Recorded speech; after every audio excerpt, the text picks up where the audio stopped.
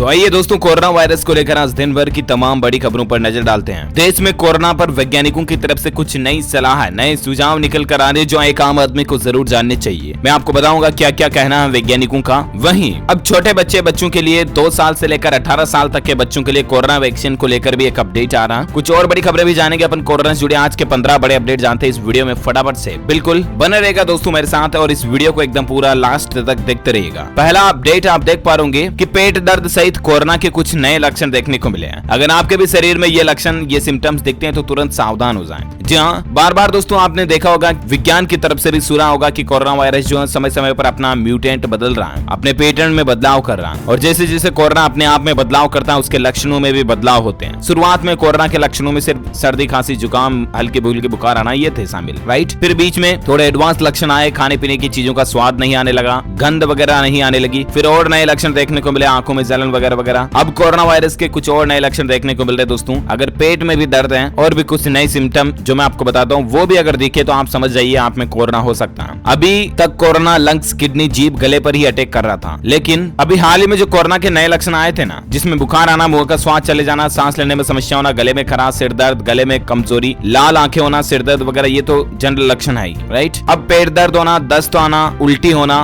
Heart attack आना, skin में चकते और फफोले पड़ना। अगर आपकी चमड़ी में चकते पड़ रहे हैं, फफोले पड़ रहे हैं ना, तो भी कोरोना के सिम्टम हो सकते हैं ये, ठीक है ना। तो ये कोरोना के नए लक्षण देखने को मिले हैं, साइंस की तरफ से शेयर किए गए थे, मैंने आपको बता दिए। चलिए अगली बड़ी खबर देखिए आप। कोरोना से रिकवरी होने के बाद भी इन लक्षणों को ना करें इग्नोर। कई लोगों में कोरोना से ठीक हो जाने के बाद कुछ ऐसे लक्षण अगर दिख रहे हैं ना, तो भी आज तुरंत आप अपने डॉक्टर से संपर्क करें। भले आपकी कोरोना रिपोर्ट वापस नेगेटिव आ चुकी है, लेकिन फिर भी अगर आपके शरीर में कुछ ऐसे लक्षण दिखते हैं तो साइंस की स्टडी के मुताबिक आप में कुछ और गंभीर बीमारियां हो सकती है, जैसे कि रिकवर हुए मरीजों के अंदर मेंटल हेल्थ को बड़ा नुकसान हो सकता है। वहीं जो मरीज ठीक हो चुके हैं, एक रिपोर्ट के मुताबिक दोस्तों कोरोना से रिकवर हो चुके मरीजों को 1 सप्ताह या 1 महीने के अंदर ऐसे लक्षण आ सकते हैं, जैसे कि लगातार खांसी आना, कमजोरी, सिर दर्द, मांसपेशियों में दर्द, ब्रेन फॉग की शिकायतें भी हो सकती है। हालांकि डॉक्टर्स का यह कहना दोस्तों कि कोविड-19 से अलग कुछ मरीजों में ये लॉन्ग टर्म कॉम्प्लिकेशन बॉडी के खराब फंक्शन की वजह से भी हो सकते हैं। ये हमारे मेटाबॉलिक सिस्टम, न्यूरोलॉजिकल और इन्फ्लेमेटरी हेल्थ पर बुरा असर डाल सकते हैं। अगर ऐसे सिम्टम लगातार दिख रहे हैं आपके शरीर में, चाहे आप कोरोना से रिकवर हो चुके हैं, तो भी आप जरूर डॉक्टर से संपर्क करें। ओके, अगली बड़ी खबर देखिए दोस्तों। कोरोना वायरस वैक्सीन लगाने के बाद खाने में शामिल करें ये आहार ताकि कोई साइड इफेक्ट नहीं होंगे। अगर आप भी कोरोना के टीका लगवा चुके हैं, पहली डोज या दूसरी डोज, तो खाने में आप कुछ खास चीजें जरूर खाएं। ये वैज्ञानिकों की तरफ से नई सुझाव निकल कर आ रहा है, जैसे कि दोस्तों वैक्सीन लगवाने के बाद आप एक तो तली हुई चीजें कम खाएं, ठीक है ना, तली भुनी चीजों का सेवन कम करें। वैक्सीन लेने के पहले और बाद में आप अच्छा खाना खाएं तो ज्यादा बेहतर है। संतुलित डाइट लें, फल फ्रूट पूरी तरह से खाएं, हरी सब्जियां, दाल, कच्चे चने, अनाज और फाइबर से भरपूर चीजें आप पूरी खाएं। वैक्सीन लगवाने के बाद आपकी खाने की प्लेट में हरी सब्जियों का होना जरूरी होगा, जिसमें पालक, केला, ब्रोकली जैसी सब्जियां हो सकती हैं। ये सब्जियां आपको सूजन से लड़ने में मदद करती हैं। प्याज का सेवन भी जरूर करें, प्याज का सेवन बहुत लाभकारी माना जाता है और खास करके गर्मियों में तो आपको लू लगने से भी बचाता है और आपकी इम्यूनिटी भी बढ़ाता है। हल्दी का सेवन करें, हल्दी वाला दूध पिएं वगैरह वगैरह। ब्लूबेरीज भी खा सकते हैं आप। लहसुन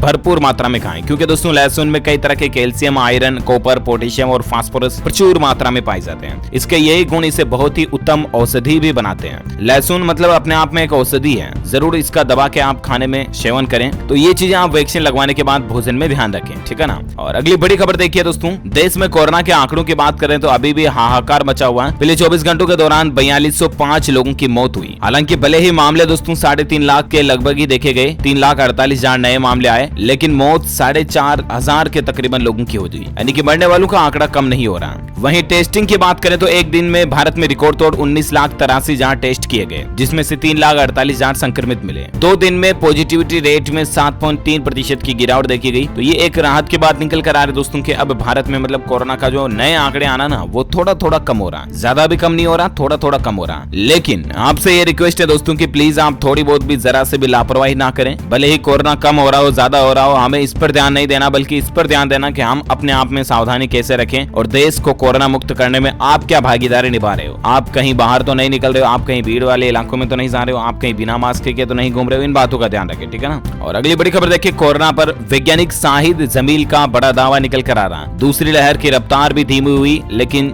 जुलाई तक वापस कोरोना की तीसरी लहर आ सकती है। जी हाँ, देश में कोरोना वायरस की दूसरी लहर का कहर भले ही धीरे धीरे कम हो रहा हो, लेकिन इसी बीच प्रतिष्ठित विषाणु विज्ञानी, ये एक वायरस के साइंटिस्ट हैं, स्पेशली वायरसेस विज्ञान के, जो शाहिद जमील, इनका कहना है दोस्तों कि भारत में कोविड-19 की दूसरी लहर धीमी पड़ती हुई लग रही है, लेकिन संभवतः ये पहली लहर से ज्यादा लंबी चलेगी और जुलाई तक जारी रह सकती है। और जुलाई के बाद अगस्त, सितंबर से वापस अक्टूबर से कोरोना की तीसरी लहर भी आ सकती है। और जैसा कि मैंने आपको बताया दोस्तों कि कोरोना की पहली लहर जो थी वो बूढ़े दादा दादी, बूढ़े लोगों को ज्यादा चपेट में लिए थी। दूसरी लहर जो है वो जवान लोगों को ज्यादा चपेट में लिए थी और तीसरी लहर जो है ना दोस्तों वो बच्चों को ज्यादा चपेट में ले सकती है। हालांकि दोस्तों सरकार की भी ये प्लानिंग है कि अगर हम पहले से ही ध्यान दें और पहले से ही सावधानियां बरतें तो कोरोना की तीसरी लहर को भारत से स्किप कर सकते हैं, यानी कि भारत में तीसरी लहर को आने ही ना दें। अगर टीकाकरण, वैक्सीनेशन बहुत ज्यादा कर दें अपन और पहले से ही सभी लोग सावधान हो जाए ना, तो जरूरी नहीं कि तीसरी लहर आएगी ही, हम उसको रोक सकते हैं। लेकिन फिर भी यहाँ पर मैं आपको कुछ अपडेट बताना चाहूंगा कि अगर कोरोना की तीसरी लहर आई तो बच्चों के लिए आप किस तरह से सुरक्षा कवच बना सकते हैं और किस तरह से आप अपने बच्चों को सेफ रख सकते हैं। तीसरी लहर में कोरोना वायरस के कारण बच्चों में क्या लक्षण आ सकते हैं, तो इसको लेकर थोड़ी बहुत जानकारी मैं आपको बताना चाहूंगा। देख पा रहे कि तीसरी लहर में आप बच्चों की सुरक्षा पर विशेष ध्यान दें, क्योंकि WHO यानी कि विश्व स्वास्थ्य संगठन ने भी कुछ ऐसे तरीके बताए हैं जिन्हें अपनाकर आप अपने बच्चों को कोरोना संक्रमण से सुरक्षित रख सकते हैं। सबसे पहले तो 6 से 11 साल तक के बच्चों को मास्क पहनना चाहिए और साथ ही इस बात का भी ध्यान रखें कि 2 साल से छोटे बच्चों को मास्क नहीं लगवाएं। अभिभावक बच्चों में सोशल डिस्टेंसिंग के बारे में बताएं, उनमें आदत डालें। अगर बच्चों में ये लाल चकत्ते जैसे लक्षण दिखे तो सतर्क हो जाएं। जी हाँ, बच्चों में दोस्तों 1-2 दिन से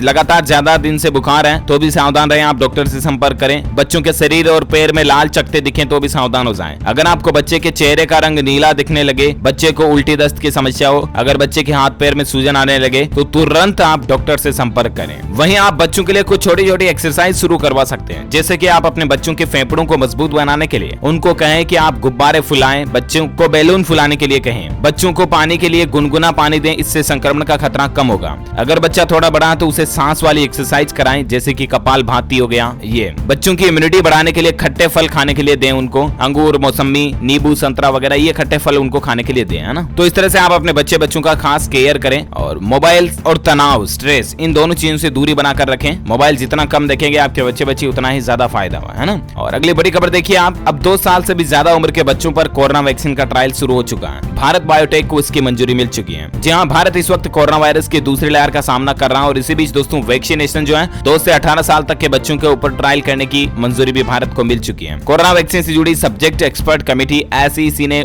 मंगलवार को ही भारत बायोटेक की कोवैक्सीन का 2 से 18 साल तक के बच्चों के ऊपर ट्रायल करने की सिफारिश की और इसकी मंजूरी फाइनली मिल चुकी है। देखते हैं और आगे ऑफिशियल अपडेट क्या था गवर्नमेंट ऑफ इंडिया की तरफ से, मैं आपको बता दूंगा जरूर। अगली बड़ी खबर देखिए, अब गाँव में अड्डा जमाने लगा कोरोना वायरस, चिंता में डाल देंगे ये राज्यवार आंकड़े। गाँव में बहुत ज्यादा बढ़ रहा है, ये तो आपको पता ही होगा। आजकल कई गाँव के डेटा भी मैंने आपको बताए थे शुरुआत में ही, ये कुछ ग्राफ भी आप देख सकते हैं अलग अलग गाँव का। और साथ ही अगली बड़ी खबर देखिए, राजस्थान राज्य के भीलवाड़ा जिले के बीजेपी के पूर्व विधायक शिवजी राम मीणा का भी कोरोना से निधन हो चुका है। ये तस्वीर आप देख पा रहे होंगे, ये बीजेपी के पूर्व विधायक रहे हैं भीलवाड़ा जिले के। शिवजी राम मीणा ने शाहपुरा कॉलेज से स्नातक और GSA अजमेर से स्नातकोत्तर की डिग्री ली थी। इनका कोरोना वायरस के चलते निधन हो चुका है। भगवान इनकी आत्मा को शांति दे, हमारी यही प्रार्थना है। अगली बड़ी खबर देखिए, कोरोना वायरस का भारतीय वेरिएंट अब 44 देशों में मौजूद है। ये जानकारी WHO ने खुद दी है। जी हाँ, विश्व स्वास्थ्य संगठन का यह कहना दोस्तों कि भारत में पाया गया कोरोना का जो नया वेरिएंट है ना, वो अभी देश के दुनिया के 44 देशों में चल रहा है। चलिए साथ ही अगली बड़ी खबर देखिए, 43 मृतक फ्रंटलाइन वर्कर को 25 लाख रुपए के मुआवजे का ऐलान किया गया। तमिलनाडु के मुख्यमंत्री की तरफ से ये बड़ी घोषणा की गई है। जी हाँ, बड़ी ही राहत की बात है दोस्तों। तमिलनाडु राज्य में जो अब कोरोना फ्रंटलाइन वर्कर की अगर जान चली जाती है ना, तो राज्य सरकार उनको 25 लाख रुपए का अतिरिक्त मुआवजा देगी। केंद्र सरकार की तरफ से तो ऑलरेडी 50 लाख रुपए के मुआवजा का ऐलान है, आपको पता ही है। अच्छा, अभी जो दोस्तों कोरोना का माहौल चल रहा है, इसके चलते देश के कई राज्यों में लॉकडाउन लगा हुआ है, आपको पता होगा। अभी किन किन राज्यों में कहां कितने दिन का लॉकडाउन लगा हुआ है, मैं आपको सभी राज्यों का लिस्ट वार हाल बताना चाहूंगा। तो यहाँ पर देखिए आप कंप्लीट डिटेल। राजधानी दिल्ली में 17 मई तक के लिए लॉकडाउन को बढ़ा दिया। उत्तर प्रदेश में 17 मई सुबह 7 बजे तक लॉकडाउन बढ़ चुका। हरियाणा राज्य में 17 मई तक लॉकडाउन बढ़ चुका। बिहार राज्य में 15 मई तक के लिए लॉकडाउन है। उड़ीसा राज्य में 19 मई तक के लिए 14 दिनों का सख्त लॉकडाउन लगाया गया। राजस्थान सरकार ने 10 तारीख से 24 मई तक सख्त लॉकडाउन लगाया हुआ है। झारखंड राज्य सरकार में 13 मई तक लॉकडाउन है। छत्तीसगढ़ राज्य सरकार की तरफ से 15 मई तक लॉकडाउन की घोषणा है। पंजाब में भी 15 मई, मध्य प्रदेश में भी 15 मई और गुजरात राज्य में 12 मई तक दिन में भी लॉकडाउन की पाबंदी है। अब आज से ही गुजरात में और आगे बढ़ाया जाता है तो मैं आपको बता दूंगा। फिलहाल देखिए आप महाराष्ट्र राज्य में भी